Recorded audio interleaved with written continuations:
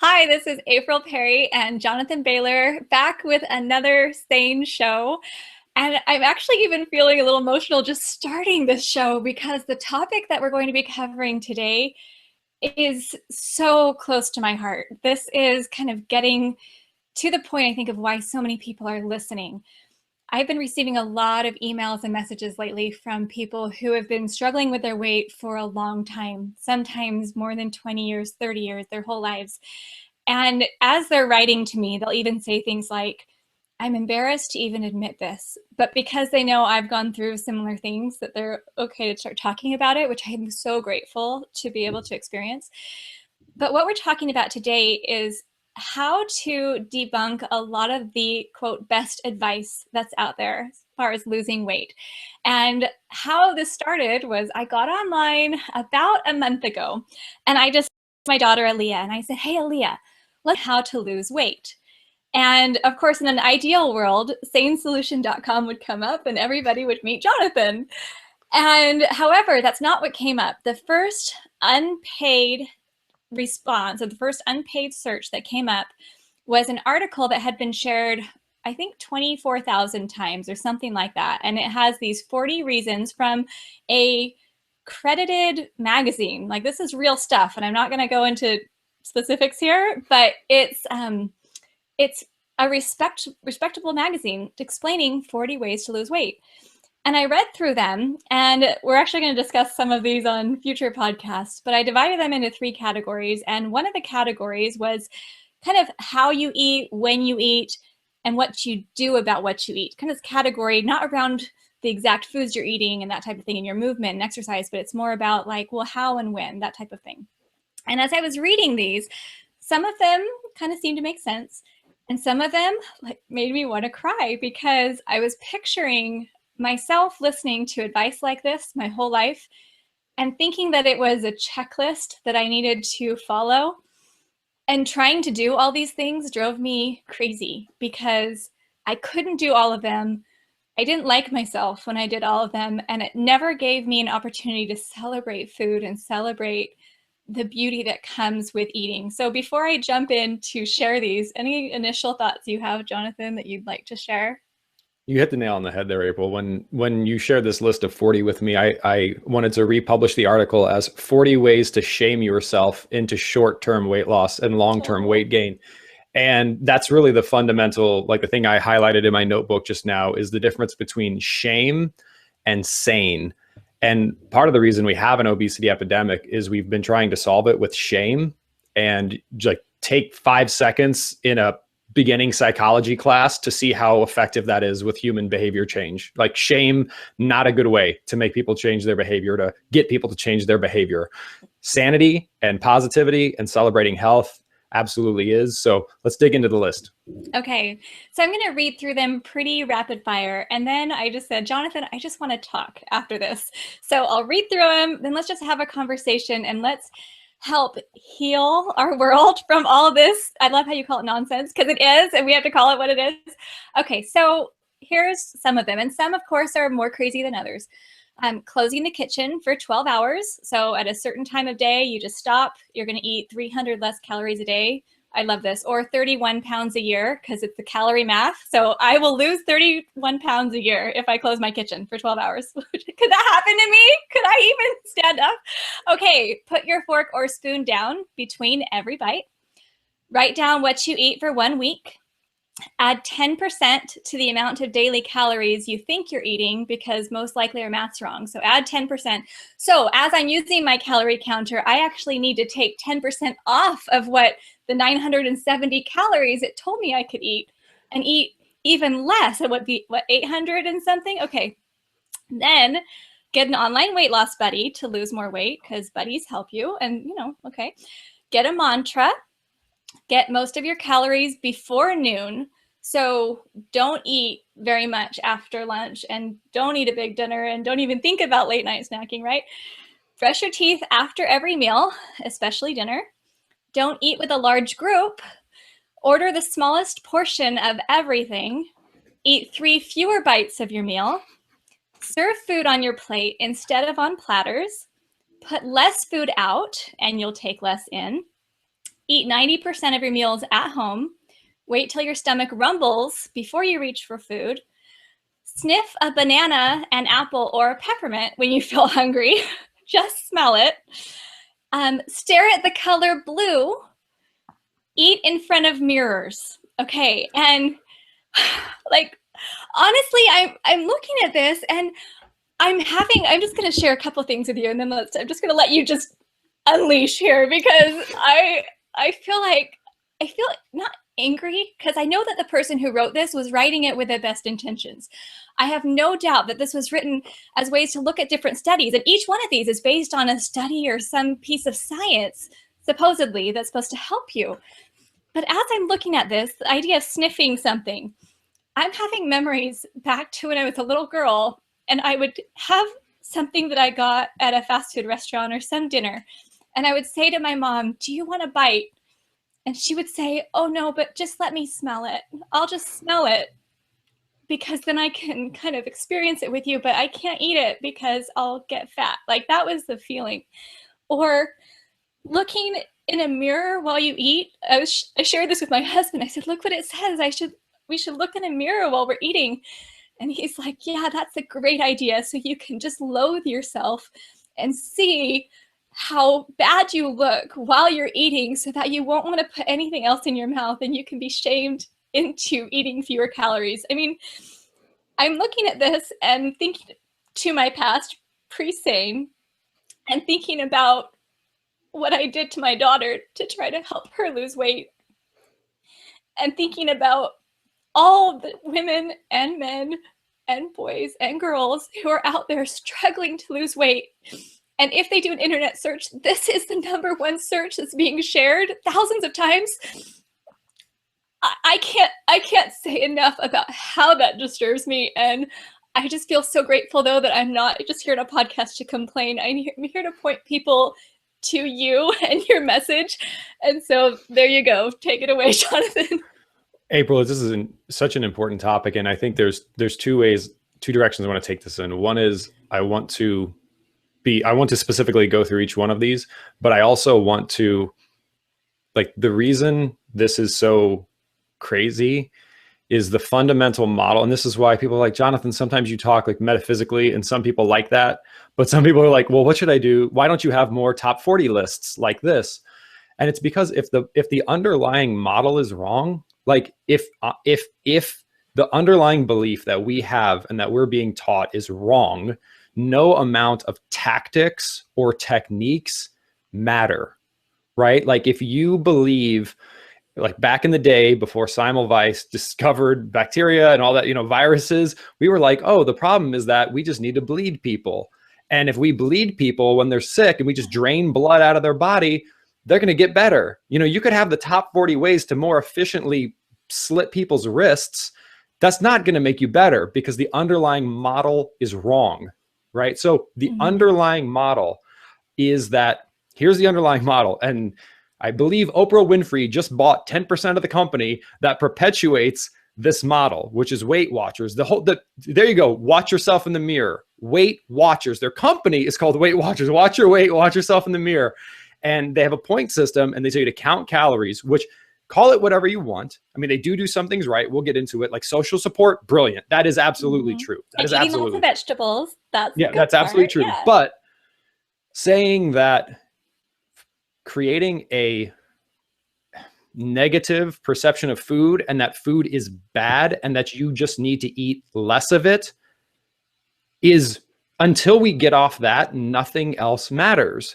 And the beautiful thing is that on some level, we know that. It's like we forgot it, but in our core, we know it's true. Like, we know by definition that food, like, you die if you don't eat food. Food is it's food. It's what nourishes you. It's what to make you happy, healthy, and whole. So eating the right foods, like that's the shift that we're going through as a culture, is instead of saying that eating food is bad and you just need to eat less of it, we're identifying that a calorie isn't a calorie, and that not all foods are the same. So it's not just eat less of all food, it's eat more of foods that nourish you, and celebrate food and celebrate health.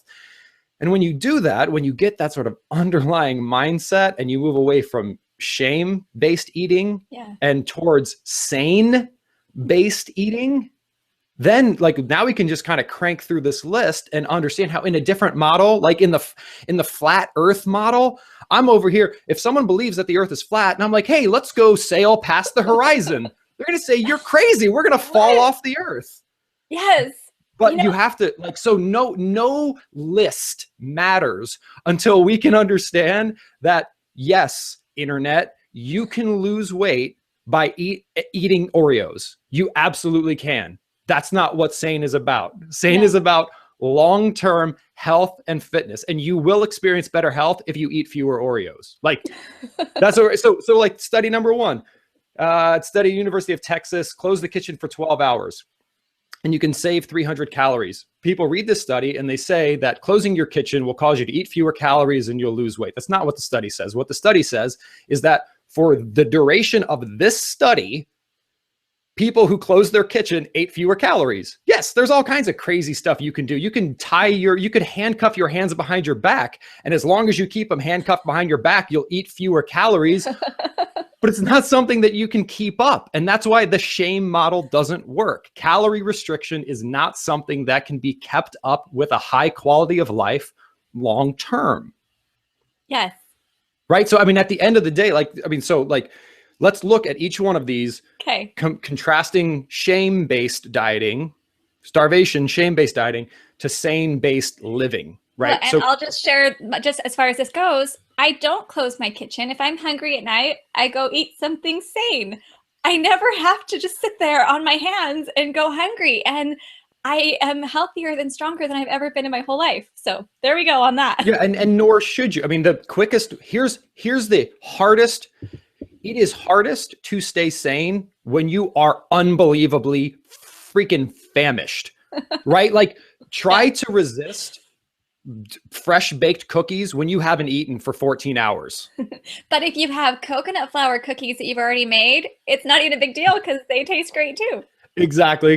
But I mean, you understand my point where this idea of it's really hard to make smart, sane food choices if you're super hungry. Right? So, all right. So put your fork and spoon down between every bite. So this is one that's, I mean, this is true for sane eating as well. Eating slowly is good.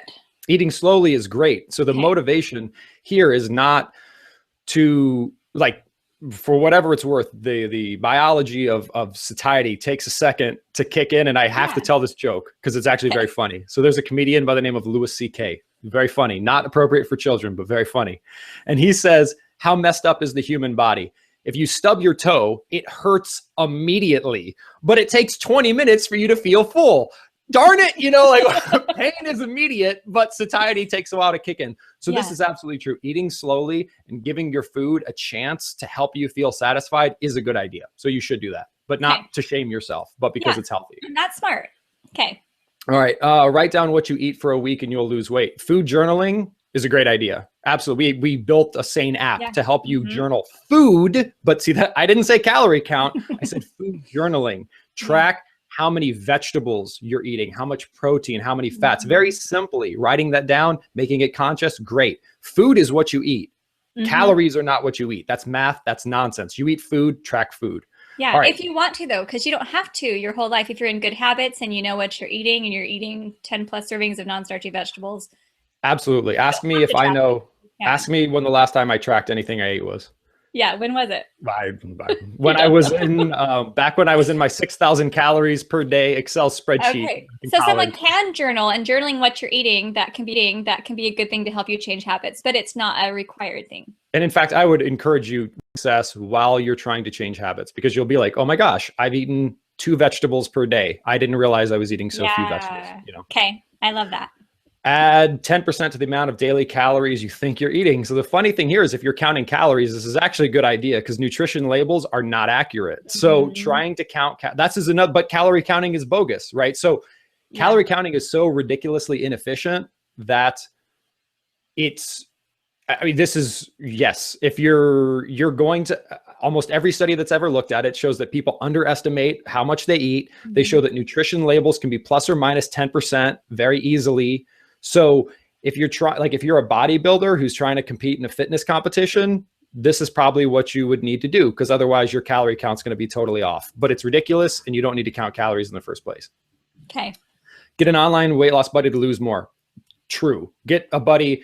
Any lifestyle change is easier when you do it with other people. Do not try to do it alone, no matter what you're trying to do. But so that's having a buddy to help you starve yourself, that you don't recommend that, because that's what I'm seeing. And that's what I used to do, is you have these online people. I'm counting my calories. My husband's counting his calories, and we're comparing together. We're just starving ourselves together. So having a friend, though, and having a community to help you go sane, that's a whole different story. Then my friend's dropping by her new SANE pancake, and I'm sharing her my recipe, and we're having fun together, and we're encouraging each other to eat vegetables. 100% on that. But having a buddy just help you starve yourself, I will never do that again. Absolutely. And that gets back to the core model, right? Like, it's like all of these tips and tactics there. If the approach is wrong, things that help you to do, if you're trying to drive from California to New York and you go west, the faster you drive, the more effective you are at driving, the further the further away you are from your goal. So if you're using the wrong model, starvation, shame-based dieting, having an online weight loss buddy will make you feel worse than it, because don't do that. Right. Okay. The mantra, let's skip that one, because that don't even make sense to me. I think they're just saying things like, I will, see, this is another one. The mantra was something like, I can lose weight. I can lose weight. Say that to yourself over and over again while you're starving yourself. That's ridiculous. I mean, it's coming up with some reason. Or people will say things like, nothing tastes as good as skinny feels. So let me just not eat because I'm going to feel so happy once I'm skinny. And I think you could still have a mantra, but the mantra is something like, I'm going to nourish my body. I'm going to care for myself, and I'm going to feed my body whole foods. That's a great mantra. I can stand by that all day. Exactly. That's why, again, it's where are we coming at these from? What's the model? SANE does have a mantra, right? We say eat more, smarter. I say that like 50 times a day. Eat more non-starchy vegetables. Eat more non-starchy vegetables. That's a pretty good mantra right there. Yay. All right. Get most of your calories before noon. So anything that uses the word calories like that, as if that's what you eat and that's what you think about, is in and of itself wrong. So that doesn't make any sense. And frankly, if you're focused on food, trying to like eat 10 servings of vegetables all before noon is physically impossible. So that also doesn't work. So again, this is another way of trying to starve yourself. It's saying, oh, if you only eat for 4 hours, clearly you're going to eat less. So look, here's a trick to make starving yourself easier. Yeah. Now I have heard some things about like if you eat in the morning versus you eat in the evening, what your metabolism does. I mean, I have heard things like that before. But for the normal person, if you eat when you're hungry and stop when you're full and you're eating sane foods, you can pretty much go by that. Absolutely. There's a reason. I mean, believe it or not, we have a really awesome thing above our neck. It's called our brain. And it's actually kept us obesity and diabetes free for a really, really, really long time before we had top 40 lists of shame like this. And that there's this thing called your ventromedial hypothalamus, which tells you you're hungry, and it's pretty smart. It tells you when you're hungry, and it tells you you're full when you eat the right foods. But when you don't eat the right foods, that thing breaks. And if you want to learn the deep science about that, you can read the Calorie Myth. All right. So brushing your teeth after every meal. That's probably a good idea for dental health in general. So I'll endorse that one. Okay, but this is what my mom would do. She would brush her teeth. She called it sealing off. So she had a seal off time. It was usually about 6 o'clock. She said, I've brushed my teeth, I've sealed off, and now I'm not allowed to eat.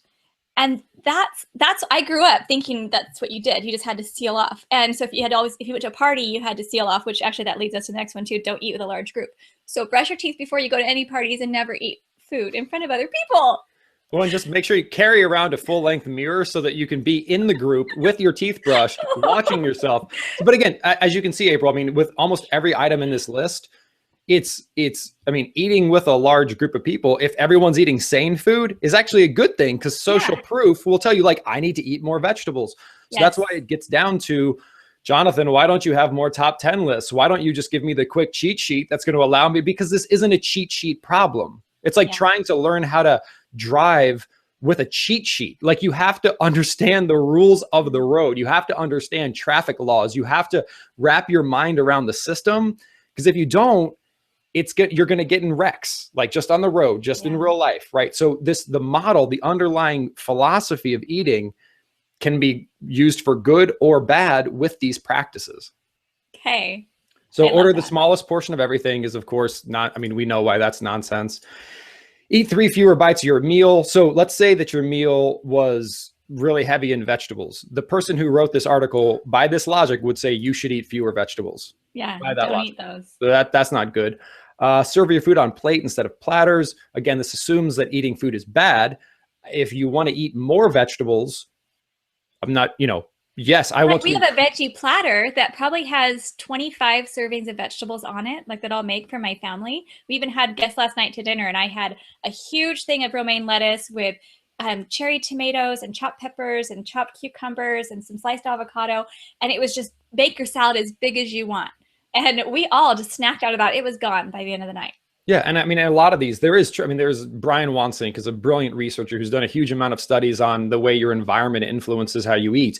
But if you think food is evil, then you're going to say, yes, like put food on smaller plates. But if your goal is to eat more of the right kinds of foods, I would actually encourage you to put more vegetables on bigger plates, because I want you to eat more food. Where you're coming from, how you approach this problem matters. So the next one is put less food out. You'll take less in. Yes, put less Oreos out and you will consume fewer Oreos. And that's a good idea. But put more vegetables out and you will eat more vegetables. And that's a good thing. So we want vegetables at eye level in the refrigerator. We want more of them out, right? So again, where are you coming from? Eat 90% of your meals at home. Well, that is absolutely true. Yes. Because you can eat sanely. The restaurants don't have your best interest in mind. But if you're cooking and you're taking a healthy lunch, or you're traveling and you're prepped for that, you can still eat sanely if you're not eating at home. Absolutely. Absolutely. Wait till your stomach rumbles before you reach for food. I mean, if this is meant to mean get ravenously hungry before you eat, that's actually a really bad idea, because it's really hard to make good food choices when you're really, really, really hungry. If this is saying don't listen to your cues. Yeah, listen to your cues. That's a good idea. So again, we just have to look at where we're coming from. Sniffing a banana, apple, or peppermint. So, I mean, yeah, it depends where it's coming from. I mean, one thing I will shout out here is that, I mean, emotional eating is real, right? I mean, there are people that if something really horrible happens in their life, that instead of reaching for prescription medication or for illegal narcotics or alcohol, they're going to reach for some insane food. And if there's something you can do to interrupt that pattern, that's not a terrible idea. But if you're that model, you'll never sniff a banana, apple, or peppermint, because I want you eating more. Okay. Staring at the color blue. If staring at the color blue makes you eat less, then when you go sane, don't ever stare at the color blue, because I want you eating more of the right foods. And then eating in front of a mirror, that one is actually just kind of embarrassing and ridiculous. The idea that you would eat in front of a mirror and you'll lose weight. But as ridiculous as that sounds, let's keep in mind that the number one approach that people use to lose weight is absolutely shame-based, right? It's like, go to a gym and have someone scream at you, right? Like the most popular personal trainer in the world is popular because she screams at people and shames them and makes them feel terrible on national television as we embarrass them and we all judge them. And then the most popular company in the world that quote unquote helps people lose weight puts people together in groups and does public weigh-ins so that we can shame people into losing weight. Like, as soon as someone tries to shame you into changing your life, I would recommend that you go sane instead, because that is not a good approach. Well, and I think that what we're getting at is that there's such a positive way to help people to make a difference. I mean, as a mother, and I talk a lot about motherhood throughout my profession and parenting, shaming your children into behaving is one of the worst things that you can do, to try to talk about your child in front of other people. Oh, have you seen how bad my child is? Have you seen how terrible they are? You're a bad boy. You're a bad girl. I mean, all of the things that a lot of parents do, frankly, because they're trying to motivate their kids to behave better. It is so much more effective to say positive things about your kids in front of other people and help them want to rise to be good, or to help your children see how much you believe in them and how much you love them and you want them to be happy for their whole lives. I don't believe in ever shaming my kids. And I think anyone who's listening to this would think, oh, of course, we don't want to shame our children. So then why do we allow ourselves to shame ourselves when we want to make a change? We want to make a difference. And I mean, Jonathan, you've changed my life and you've changed my family's life by helping me, because I would have believed all of these things, a year and a half ago. But because I know SANE, because I know how to eat now, I mean, just the other night I was eating my dinner and I had this huge salad, probably 6 servings of vegetables. I had grilled chicken on top. I had some avocado, and I was still hungry afterwards. And so I had this awesome banana bread that's totally, SANE, just a little banana to sweeten it. And I was so full and happy by the end of my dinner. And I just thought, bless Jonathan Bailor for helping me to be able to enjoy food and not have to be ashamed that I just had a wonderful meal that I loved, and not have to go to bed thinking tomorrow I'll starve myself better. I mean, that's something that I know people are thinking every night when they go to bed. Tomorrow I'll starve myself better. And they might not be using those words. They might say things like, I'm really going to count my calories better tomorrow, or I'm going to run for 2 hours in the morning to make up for what I just did at dinner. But that hurts my heart to know that people are still thinking that when they don't have to anymore. And so as we're talking about our stretch goals or our next actions, I mean, the main thing that I can think of is do whatever it takes to help you to stop believing that food is bad. Learn the right foods that you need to be eating and eat them in abundance, and find joy in eating. And then anytime you hear any of this nonsense again, just don't believe it and come back and listen to this podcast again, because we're telling you the things that will help you to be happy long term. That's exactly right. Yeah, as the next action for me, I would encourage you to say, if possible, and this is something where we talked about mantras and affirmations, right? Like, so anytime a thought crosses your mind and it has to do with food or weight or exercise, if it is painting food as the enemy or bad, or human psychology 101, man, pursue the positive rather than attacking the negative. So whatever you can do to say, and this is what we say, eat more. We're not focused on, oh, the insane food is so terrible. We say crowd it out with sanity. And I want to crowd out negative foods with positive foods. And I want to crowd out negative thoughts with positive thoughts. So any way that you can, just maybe go through this list. Or if you see a list like this and say, if food is therapy, which it is, if food can heal my body in a fundamental way, which it can, like, how would I look at the world differently if that was true? Like, just if that's true, how would I look at this differently? I think that's a really, really powerful mindset. And I think as a stretch goal, the stretch goal for me here is to prove to yourself that eating more food is helpful. And the easiest way to do that is to eat radically more non-starchy vegetables. So getting that intake of non-starchy vegetables up this week to, 5 to 10 to 15 servings per day, and showing and proving yourself that eating more, physically more food, can help you to overcome that fear of chewing and putting food into your mouth, I think is extremely important. So that would be my stretch goal. All right. Well, wonderful. Thank you, Jonathan. Thank you for helping to heal all of us and help us to be able to fix all of these ideas that have been implanted in our heads since the time we were young. I'm really excited, hopeful that you enjoyed this podcast as well. And remember to stay sane.